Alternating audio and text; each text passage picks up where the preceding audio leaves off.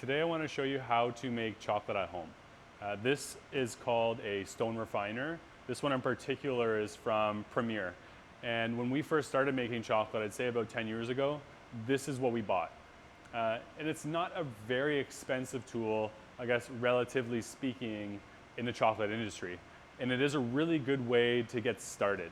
So if you are, I guess like an aspiring home chocolate maker, pastry chef, just someone who wants to get a little creative, this is probably where I'd start. This probably ranges like $200-300, and outside of a few other small tools in your ingredients, you can get making chocolate within that same day. I typically buy these new, but there is Facebook Marketplace or similar where you will find a lot of them. These are traditionally used, I guess, in Indian cooking. It's a way to make different types of flours, and they've found their way into the chocolate world, which has been really great, quite honestly, because when Katie and I started, we had the tiniest budget for stuff, and this just made the cut, of course, and it's worked wonders.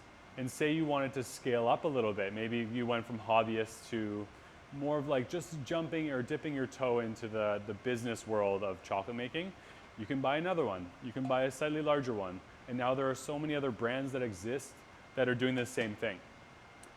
So today, let's dive into this Premier stone refiner or melanger, or I guess anything else it may be called in that realm, and the tools you need and how to make a batch of chocolate at home.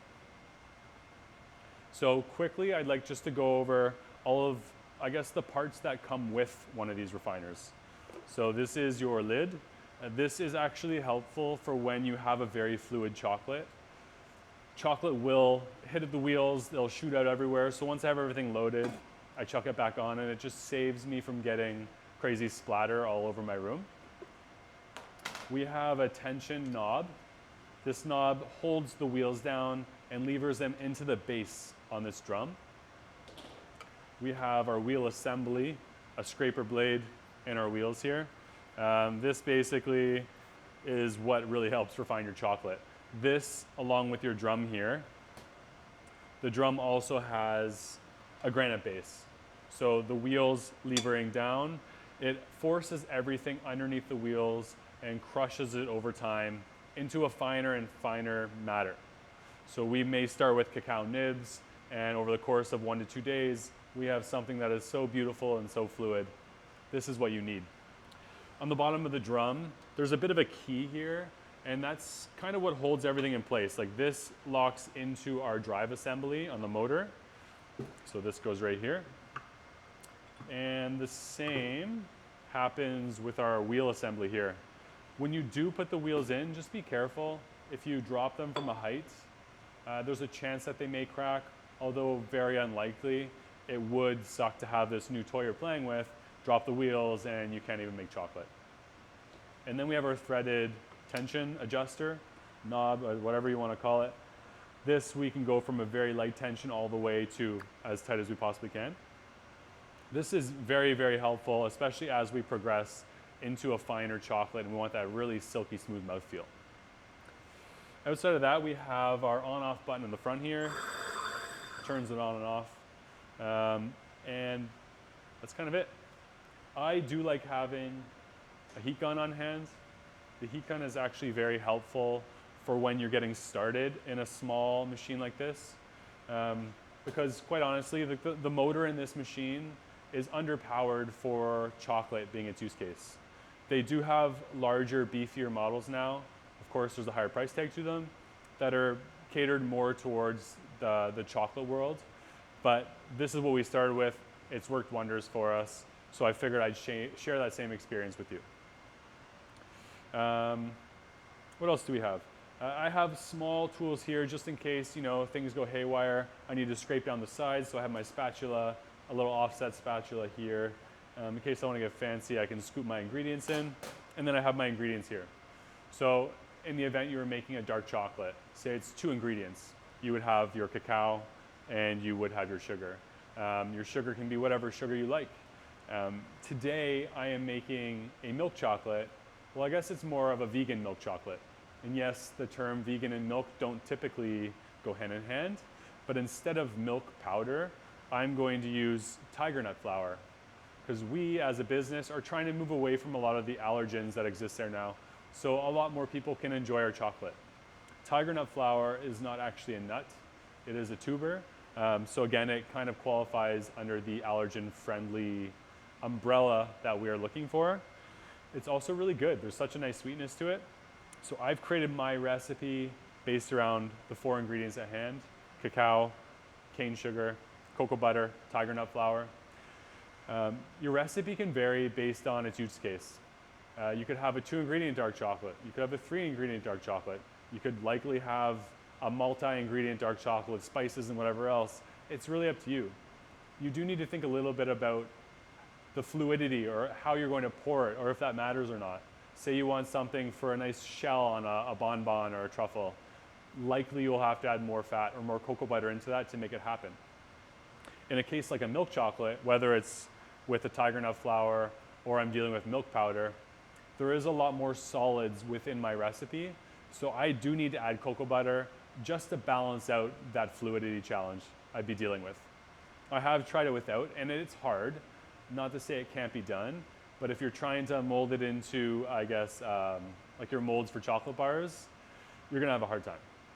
So in this case, normally what I do in a machine like this is I create a recipe based on about 1 kilo.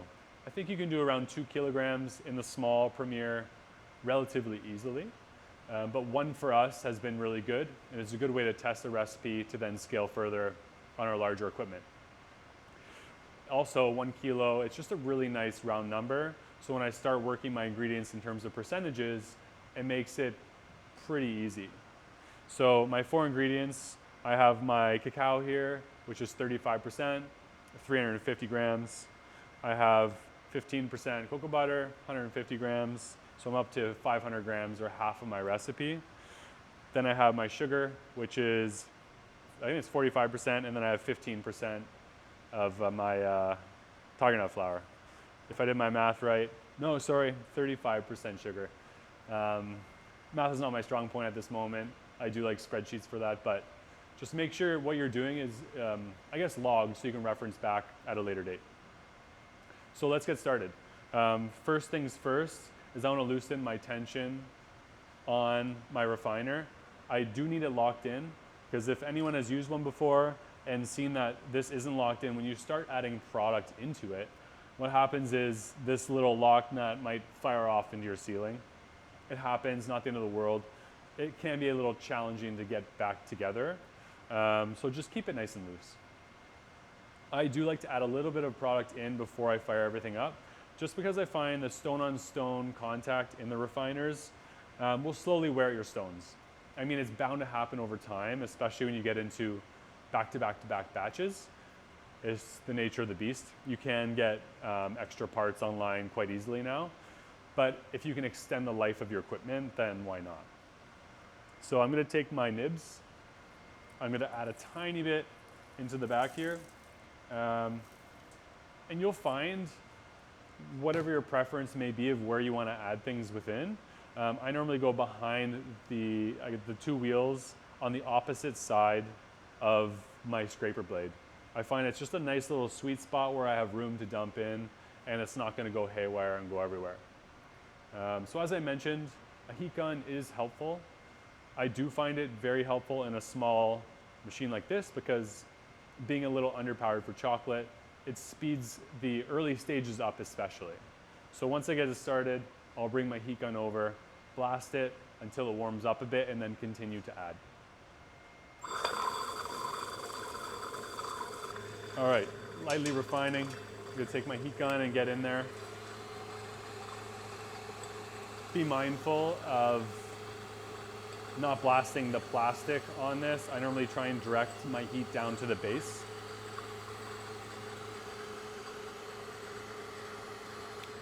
It's up to you. You can always stop it, add a little more. Sometimes you'll also notice that cacao nibs can get stuck underneath the wheels. It's not the end of the world. You can, if you want, you can press the wheels a little bit to get them moving again. You might get a bit of chocolate on your hands, but it's kind of the fun of it anyways. It smells really good. You'll smell good. So as I mentioned, this process continues until all of my nibs are in the bowl here. You'll also be able to, I guess, hear the motor working differently when you start tightening this down a little bit. As I mentioned, I do start with it pretty loose, so I have it locked in and maybe threaded one full revolution, and I start there. And then as I start finishing my product, I can tighten it more. But sometimes I'm just curious as what happens as I go a little finer. Obviously it might speed the process up a little bit, but I risk seizing it again or jamming everything. So just listen to the machine and react accordingly.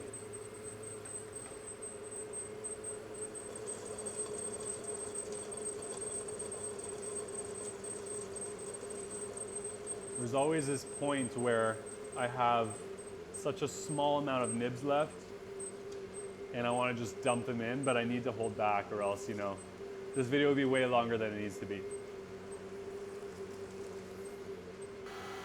All right, so all of my nibs are now in. I'm gonna add a little more heat to this just to get things pretty fluid. I've also put my cocoa butter into the microwave just to liquefy it. It will speed this process up a little bit. Once I find things are running well, I'm just gonna dump my cocoa butter in. And it seems to be that way now. If you want, you can also take your spatula or offset, and if anything's building up around the sides, just get in there and scrape it down. If you don't feel very comfortable doing it while it's moving, you can shut it off. But again, be mindful that right now there's a lot of resistance because the cacao that you have in there is still pretty thick. So if you do shut it off and try and turn it back on, there is a slight chance that it might get stuck. In the event that it does get stuck, turn off your machine right away. It's just to prevent anything happening to your motor. What you can do at that point is you can loosen or unthread the tension knob a little bit and turn it back on and see if that helps. The absolute worst case, say it's seized beyond belief, turn your machine off, unthread this, pull your wheels out, scrape away some of the product into another bowl, put your wheels back in, tension knob on, and start the process again. Just being mindful to slow it down just a little bit this time. So everything's looking pretty good. As I mentioned, a little movie magic. I have my cocoa butter here. This will also help immensely with fluidity, which will then allow me to move into my sugar pretty fast. You can hear a bit of the stone on stone contact there. If this is something that worries you, you could alternate. You could put some cocoa butter in, move to a little bit of sugar,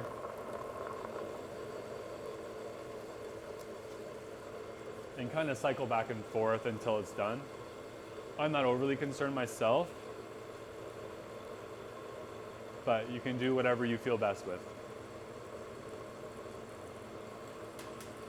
Since the price of cocoa butter is probably similar to gold or something like that right now, I'm gonna make sure that I get all of the good stuff out.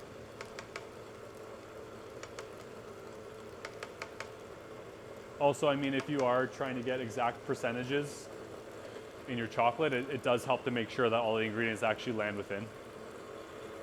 So this is looking very, very fluid right now.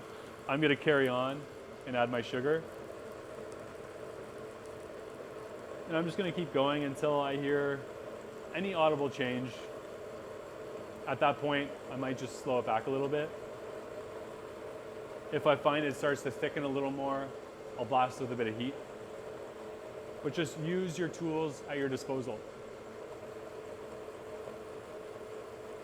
I've also heard of some people warming the bases of their refiners. It's in an oven that's been on and then turned off. Obviously, if you're doing it in that case, you want to make sure you understand what temperature you're dealing with. Sugar done. So we are on our last ingredient for this vegan milk chocolate. This is probably the one that will slow things down the most. So I have taken a bit of time just to add a bit more heat to this. So the chocolate base I'm working with is very fluid.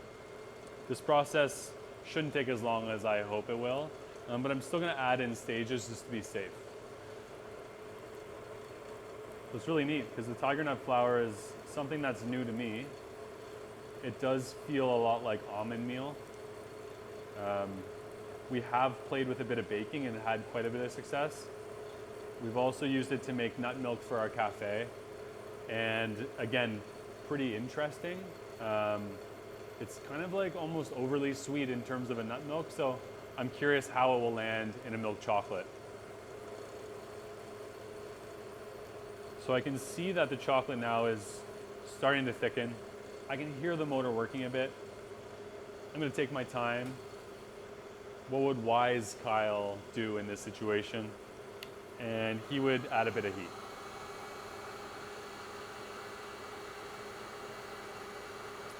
There are times where heat won't help you. If you have a recipe that has too much solids in it, for example, instead of the 10-15% I added of tiger nut flour, I tried 30, and it's a dark chocolate, it might not work. So sometimes it can and can't be fixed. If you're making a white chocolate, for example, your milk solids, typically your solids will be a little bit higher. I think our white chocolate is 25 or 27% milk solids at this time. I am curious if I can sub out tiger nut flour 1-to-1 with milk solids. We will find out. Just the last little bit here, I'm tempted. I'm going for it. So you can hear how much that motor is working right now. If you had the tension dial all the way down, you could loosen it back. I don't have it very far down, so I'm just gonna take it easy here. I'm gonna make sure it's running well before I leave the situation, so I'm just gonna add a little bit more heat. Try and break down that cacao a little more, get that cocoa butter a little more fluid, get us into a position where I'm not gonna have to scrape everything out and not enjoy myself. So as I mentioned, I think you can do around 2 kilos in this. I haven't tried anything further. They do have larger models where I think you can do 3 to 4 kilos under the Premier brand. Then they have other ones. There's a few brands now in the States that make them up to 25, 50, 100 kilos. So they scale really well. There are a lot of forums online now as well that can kind of point you in the right direction of equipment, but also feel free to reach out to me. I'd be more than happy to kind of like gauge what may or may not work for you.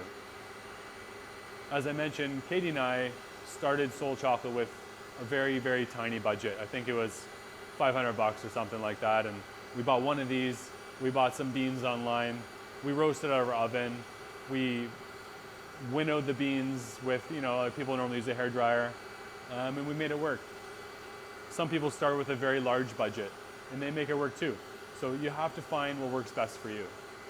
I'm going to take my offset now and just kind of finish up. There's a little bit of tiger nut flour that's stuck to my wheel shaft. There's a little bit of chocolate here as well that I just want to kind of push in, just so everything is pretty well integrated. I usually scrape the sides of my wheels, again, just to make sure that all the product is at least getting thoroughly mixed. It would be kind of weird to get a good pocket of tiger nut flour in a chocolate. Haven't tried it yet, and I hope I never do. I'll also scrape down the sides, and I'll bring it right down to the base. That's kind of it. So now I'm gonna set my timer, come back and check on it tomorrow morning. Check out on end of day. I'll likely have this run for about 2 days just to get to that really silky smooth mouthfeel I'm looking for. But maybe you want something that's a little more granular, has more texture to it. That's up to you. I'd say explore and see what really fits your palate, because it might be the next really big thing. Anyways, I hope this was helpful for you guys.